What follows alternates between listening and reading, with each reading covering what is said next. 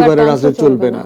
এই রাজনীতি, এই যে স্লোগানগুলো আপনি দেয়ালে দেয়ালে দেখবেন যে গত 4 বছর 5 বছরে আমরা যা বলেছি সেই রাজনীতির কথা তরুণরা বলেছে।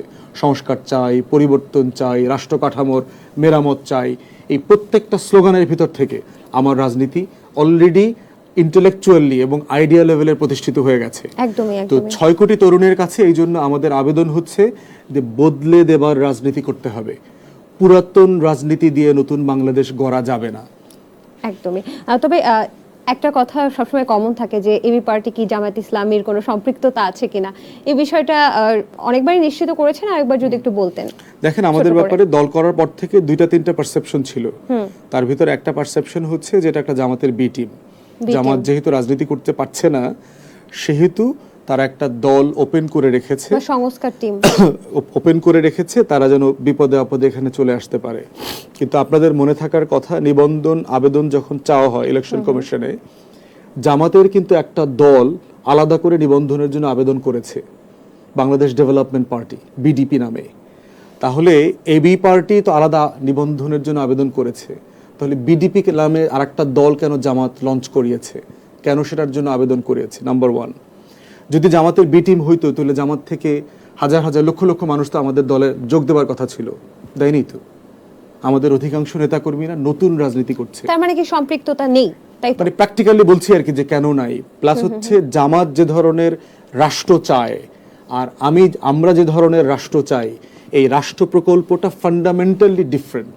একটার সাথে আরেকটা রাষ্ট্রের কোনো সম্পর্ক নাই। এটা আমাদের রাজনৈতিক বক্তব্য, বয়ান, লিটারেচার পড়লে এই জায়গাটা পরিষ্কার হয়ে যাবে। 4th হচ্ছে, দেখেন যে জামাত তো আবার নিজ মানে নামে গুণে চরিত্রে ফিরে আসছে এই আগস্টের পর থেকে, জুলাইয়ের পর থেকে। তাহলে তো এটা পরিষ্কার হয়ে যাওয়ার কথা। যদি বি টিম হইতো, এ টিম তো একটু দুর্বল হয়ে যাওয়ার কথা ছিল। এ টিম দুর্বল না তো, এ টিম তো এ টিমের মতো আছে, কোনো যোগাযোগ নাই তো।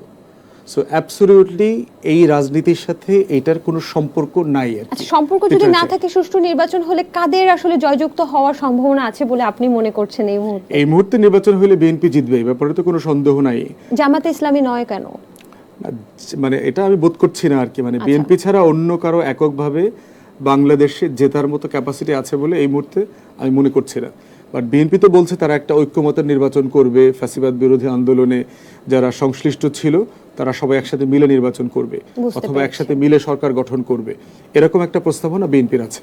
আচ্ছা, আর ট্রাম্প জয়যুক্ত হওয়ার পরে নির্বাচনে, তারপর থেকে কিন্তু একটা বিষয় উঠে আসছে যে এতে কি আমাদের বাংলাদেশের রাজনৈতিক কোনো প্রভাব পড়ছে, বা আওয়ামী যে রাজনীতি যারা করে তাদেরকে আবার ফিরে আসার কোনো সম্ভাবনা তৈরি হয়েছে কিনা, আপনি যদি বলেন। না, হচ্ছে না। বিষয় হচ্ছে যে আওয়ামী লীগের সম্পর্কে তো এর আগে বলেছি যে মূর্খ আর পাগলের মেলা, তো এরা লেখাপড়া করে না।